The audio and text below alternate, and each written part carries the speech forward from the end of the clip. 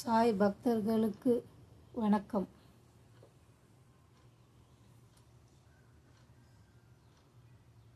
அனுகிரக சாய் சேனலில் பாபா ஒரு மிராக்கல் நடத்தியிருக்காரு. நேற்று வியாழக்கிழமை அந்த மிராக்கலை இப்போது பாபா எனக்கு சொல்ல ஆணையிட்டிருக்காரு. நான் சொல்கிறேன். அதை உற்சாகமாக பாபா மேலே நம்பிக்கை வச்சு தயவுசெய்து இதை கேளுங்க. இது நேற்று நடந்த ஒரு அற்புதம்.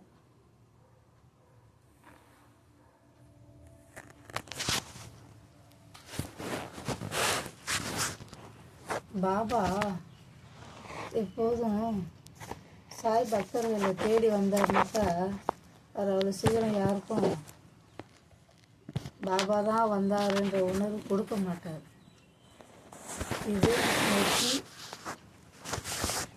நடந்தது. இந்த விஷயம் என் ஃப்ரெண்டு அவங்க குடும்பத்தில் நிறைய பிரச்சனை அப்படின்னு சொல்லிட்டு அவங்க சாய் பாபாவோட சாய் சச்சரிதம் பாராயணம் பண்ண ஆரம்பித்தாங்க. சாய் சச்சரிதம் பாராயணம் பண்ணி 7 நாளில் பாராயணம் முடிச்சிட்டாங்க. ஆனால் நான் சொன்னேன், நீங்கள் பாராயணம் முடித்த உடனே பாபா உங்களை தேடி வருவாருன்னு நான் சொன்னேன். ஏதாவது சாப்பிட கேட்பாரு, பாபா உங்களை தேடி வருவார், நிச்சயமாக வருவார் அப்படின்னு சொன்னேன். ஆனால் நான் சொன்னது அவங்க வீட்டுக்காரர் பாராயணம் பண்ணார். அவங்க வீட்டுக்காரர்கிட்ட தான் அவங்க வீட்டுக்காரர் எங்கே இருக்காரோ அந்த இடத்துல வந்து பாபா என்ன சாப்பிடுவாங்க கேட்பாரு, சாப்பிடுவார் அப்படின்னு நான் சொன்னேன். ஆனால் பாபா அவங்க வீட்டாண்ட வந்து அவங்க மனைவி கிட்ட வழியில் அவங்க மனைவி பசங்களை ஸ்கூலுக்கு அனுப்புறதுக்காக ரோட்டில் அவங்க முனையில் ரோட்டு முனையில் நின்றுட்டு இருந்தாங்க. ஒரு பெரியவர் வந்து அவங்கக்கிட்ட நான் சாப்பிட வரலாமான்னு கேட்டார். ஆனால் அந்த பெரியவர் வந்து பேண்ட் ஷர்ட்டு தான் போட்டிருந்தார். அந்த பெரியவர் கையை நீட்டியும் கேட்கல,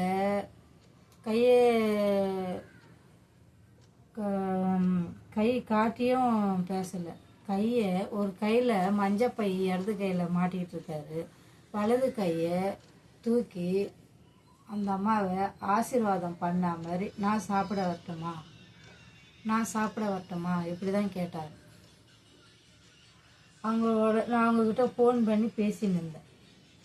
ஃபோன் பண்ணி பேசும்போது அவங்க யார்கிட்ட பேசினாங்க, என்னம்மா அப்படின்னேன். என்னம்மா யாரோ வந்து இது மாதிரி சாப்பாடு வரட்டுமான்னு கேட்குறாங்களா, இல்லை சாப்பாடு வேணும் அப்படின்னு கேட்குறாங்களா என்னன்னு தெரியல, இது மாதிரி பேசினாங்க. அப்போ நான் சொன்னேன், அம்மா வந்தது வேறு யாரும் இல்லைம்மா, பாபா தாம்மா அப்படின்னா. அப்படிங்களா, அவர் பேண்ட் ஷர்ட்லாம் போட்டிருந்தாரா, எனக்கு அதுக்குள்ளே பசங்கள்லாம் வந்துட்டாங்க.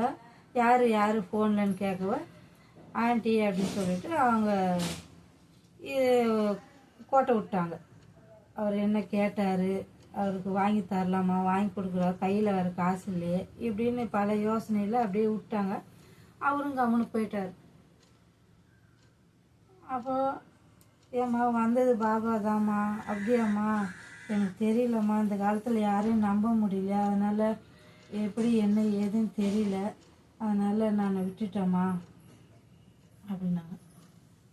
சரி, நம்ம அதுக்கு மேலே எதுனா சொன்னோம்னா பாரு, இந்த காலத்தில் யாருமே நம்ப முடியல, அவங்க சொன்னாங்கன்ட்டு நான் எதுனா வாங்கி கொடுத்தேன், இது மாதிரி ஆகிப்போச்சு, நீ எதனா தப்பாகிடுமோன்னு பயந்துட்டு நானும் அதை ப்ரெஸ் பண்ணவே இல்லை, விட்டுட்டேன். அப்புறமா சாயந்தரம் அவங்க வீட்டுக்கு வந்ததுக்கப்புறம் வீட்டில் ஏதோ கார்பெண்டர் வேலை, ஏதோ வாஷிங் மிஷின் வேலை, ஏதோ வேலை செஞ்சுட்டு இருந்தாங்க ஒருத்தர். அவங்களுக்கு இவங்க வீட்டுக்கு வந்தோடனே இந்த சாய் பக்தர் வந்து நான் இது மாதிரி நம்ம அவர் சாப்பாடு கேட்டார், நம்ம எதுவுமே வாங்கி கொடுக்கலையே அப்படின்னு மனசு கஷ்டத்தோடு வந்துட்டார். ஆனால் வீட்டில் இருக்கிறவங்களுக்கு வந்து நம்ம ஏதாவது சாப்பாடு கொடுப்போம் அப்படின்ட்டு அவங்களுக்கு சாப்பாடு கொடுக்குறாங்க. அவர் என்ன பண்ணுறாரு, இல்லைம்மா எனக்கு வேணாம்மா எனக்கு வேணாமான்றார். உடனே அந்த அம்மா வருத்தப்படுறாங்க. அங்கே ஒருத்தர் பெரியவர் வந்து சாப்பிட வரட்டுமான்னு கேட்டார். நம்ம அங்கே வாங்கி கொடுக்கல. வீட்டுக்கு வந்துட்டு நம்ம இவங்கள சாப்பிடுன்றோம், இவர் வேணான்றாரு. நம்ம தப்பு பண்ணிட்டோமேன்ட்டு நேற்று ஃபுல்லாக அந்த அம்மாவுக்கு ரொம்ப மனசு கஷ்டமாக இருந்தது. இதுமாதிரி தப்பு பண்ணிட்டோமே அப்படின்னு சொல்லிட்டு ரொம்ப மனசு கஷ்டமாக இருந்தது. அதோட சரின்னு அன்றைக்கி ஃபுல்லாக அவங்க சரி சாயந்தரம் ஈவினிங் கோயிலுக்கு வரலான்னு நினச்சாங்க, வர முடியல. சரி கால் வலி ரொம்ப ஜாஸ்தி அதிகமாகிடும், அவங்களால கோயிலுக்கு வர முடியல. ஆனால் அவங்க சுண்டல்லாம் ஊற வச்சாங்க. சுண்டல் ஊற வச்சு சாயந்தரம் பாபாவுக்கு எடுத்துன்னு போகலாம் அப்படின்னு ஊற வச்சாங்க. அதுவும் அவங்களால எடுத்துன்னு வர முடியல. கால் வலியும் ஜாஸ்தி ஆயிடுச்சு. என்ன செய்கிறப்பான்னு ரொம்ப மனசு வேதனையாகி போச்சு. ஆனாலும் எனக்கு மெசேஜ் பண்ணியிருந்தாங்க, இந்தமாரி என்னால் வர முடியலம்மா, கால் ரொம்ப வலிக்குதுமான்னு அழாத குறையாக ஃபோன் பண்ணி என்கிட்ட சொல்லி நான் மெசேஜ் பண்ணியிருந்தாங்க. நான் பாபாவுக்கு பிரசாதம் செய்யறதுக்காக ஃபோன் வந்தாலும் அதை அட்டன் பண்ணுவேன். ஆனால் மெசேஜ் பண்ணாலாம் நான் அந்த அளவுக்கு எடுத்து பொறுமையாக எடுத்து படிக்கிறதுக்கு டைம் இருக்காது எனக்கு. அதனால் நான் அது கவனிக்கவே இல்லை. சரி நான் கோயிலுக்கு போயிட்டு பிரசாதம் செஞ்சு பாபாவுக்கு நான் வாரம் பிரசாதம் செஞ்சு கொண்டு போவேன். அந்த மாதிரி இன்றைக்கும் கொண்டு போவேன். சரி நமக்கு முன்னாடி அவங்க இருப்பாங்களே அப்படின்னு சொல்லிட்டு நான் போய் பார்க்கலாம் பார்த்தா வரவே இல்லை அவங்க கோயிலுக்கு. இவங்க கோயிலுக்கு வரலையான்னு ஃபோன் பண்ணாக்கா, அம்மா நான் வரவே இல்லைம்மா கோயிலுக்கு, என்னால் முடியல, உங்களுக்கு நான் மெசேஜ் பண்ணேன், நீங்கள் பிஸியாக இருப்பீங்க பார்க்க முடியாதுன்னு நினச்சேன், அதேமாரி தான் உங்களால் பார்க்க முடியல அப்படின்னாங்க. அப்புறம் சரின்ட்டு இது மாதிரி எனக்கு அவருக்கு சாப்பாடு கொடுக்காது, எனக்கு ரொம்ப கஷ்டமாக இருக்குமா அப்படின்னாங்க. சரி விடுமா, பாபா வர்றது யாருக்குமே அந்த நேரத்தில் அவர் சுதாரிக்கிற மாதிரி செய்ய மாட்டார். எப்பவுமே தன்னை மறக்க தான் செய்வார். வந்தது யாருன்னு பாபாவான்ட்டு நினைக்கிற அளவுக்கு அவர் அந்த உத்தி கொடுக்க மாட்டார், ஞாபகம் கொடுக்க மாட்டார். அப்படிதாம்மா வருவார். சரி விடுமா ஏன்னா, இல்லைம்மா எனக்கு மனசு கஷ்டமாக இருக்குது. அப்புறம் அந்த பொண்ணு அழகாத குறையாக மனசு கஷ்டமாக இருக்குன்னு சொல்ல நான் பாபா கோயிலில் போய் வேண்டியிருக்கேன். பாபா அந்த பிள்ளை ஏதோ தப்பு செஞ்சிடுச்சு, தெரியாது, அதுக்கு மன்னிச்சுக்கோங்க. யார்கிட்ட நீங்கள் போனாலும் தான் நீங்கள் வர்றதை யாருக்குமே சொல்ல மாட்டீங்களே, நான் பாபா தான் வந்திருக்காருன்ற உத்தி கொடுக்க மாட்டீங்கள. அதனால் அந்த பொண்ணும் கவனிக்கல. அது மனசு ரொம்ப கஷ்டமாக இருக்குது. நீங்கள் தான் அந்த பொண்ணுக்கு ஆறுதலாக அவங்க வீட்டுக்கு உங்கள்கிட்டேருந்து ஏதாவது உங்கள் மூலிமா அவங்க வீட்டுக்கு கொண்டு போய் கொடுங்க, எனக்கு ஆசீர்வாதம் கொடுங்க அப்படின்னு நான் கேட்டேன்.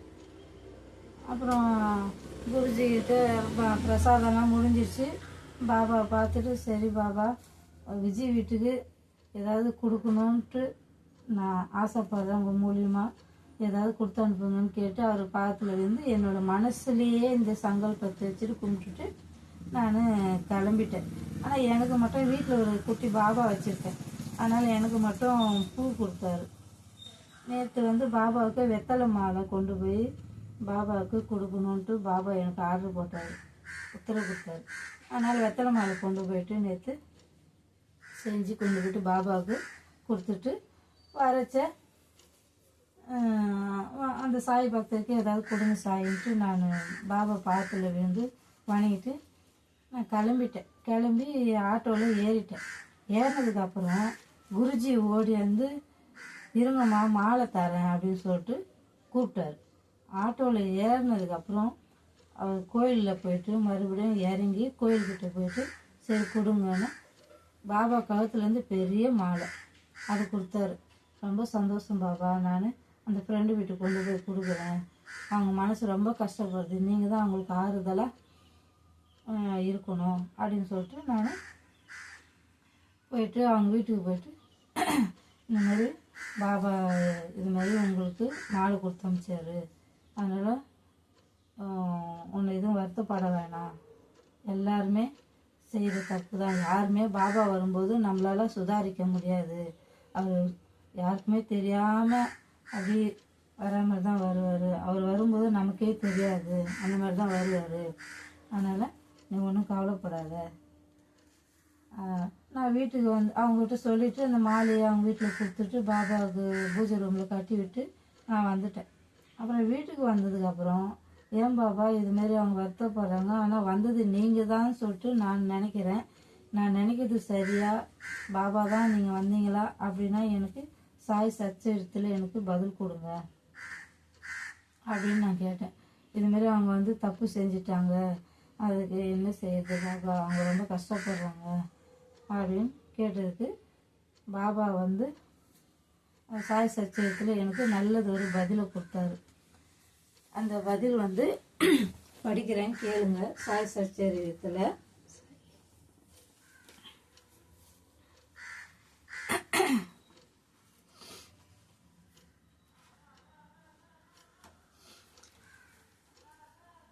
அவங்க ரொம்ப கவலைப்படுறாங்க சாயி, அவங்க தப்பு செஞ்சிட்டாங்களான்ட்டு ரொம்ப கவலைப்படுறாங்க சாயி அப்படின்னு நான் கேட்டதுக்கு பாபா வந்து இந்த பதிலை கொடுத்தாரு. தாய் ஆமை நதியின் ஒரு கரையிலும் அதன் குட்டிகள் மறுகரையிலும் இருக்கின்றன. அவைகள் அது பாலோ உஷ்ணமோ அளிப்பதில்லை. அதனுடைய கண்ணோட்டம் ஒன்றினாலே அவைகளை போஷிக்கிறது. குட்டிகள் தமது தாயாரை ஞாபகத்தில் கொள்ளுதலை தியானிப்பதை தவிர வேறொன்றும் செய்வதில்லை. தாய் ஆமைகளின் கண்ணோட்டம் குட்டிகளுக்கு காலூன்றி பெய்யும் அமுத மழையாகவும் ஊட்ட பண்பிற்கு மகிழ்ச்சிக்கும் உள்ள ஒரே தோற்றுவாயாக இருக்கிறது.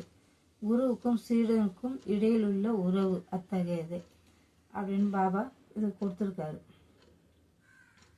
எனக்கு என்ன தோணுதுன்னா, பாபா இன்னொரு இதுவும் கொடுத்துருக்காரு.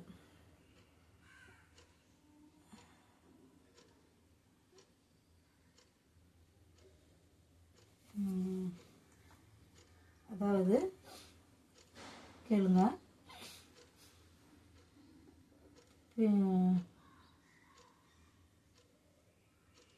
ஏதேனும் உறவோ தொடர்போ இல்லாவிடில் ஒருவரும் எங்கும் செல்லுவதில்லை.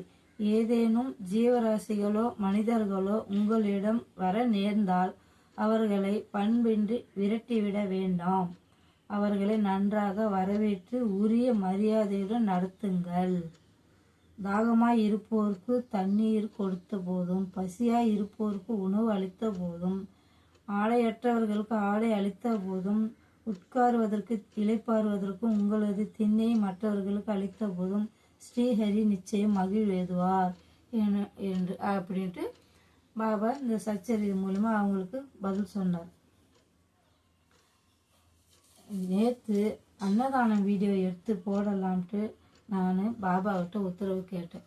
ஆனால் பாபா அன்னதானம் வீடியோ போட வேண்டாம், சாய் பக்தருக்கு இந்த அற்புதம் நிகழ்ந்தது, இந்த அற்புதத்தை சாய் பக்தர்களுக்கு சொல்லுங்க அப்படின்னு எனக்கு திருவுளச்சீட்டு மூலியமாக எனக்கு ஆசீர்வாதம் கொடுத்தாரு. அதனால் இந்த மிராக்களை பாபா சொல்ல உத்தரவு கொடுத்தார். ஆகையெல்லாம் சந்தோஷமாக பாபா வந்து இந்த மிராக்களை சொல்ல ஆசீர்வாதம் கொடுத்ததுக்கு அனுகிரக சாய்க்கு சேனலுக்கும் ஜெயம் தரும் சாய் பாபாவுக்கும் நன்றி சொல்லி நான் இந்த மிராக்களை முடித்து கொள்கிறேன். வணக்கம். ஓம் சாய் ஸ்ரீ சாய் ஜெய் ஜெய் சாய். ஓம் சாய் ஸ்ரீ சாய் ஜெய் ஜெய் சாய். ஓம் சாய் ஸ்ரீ சாய் ஜெய் ஜெய் சாய்.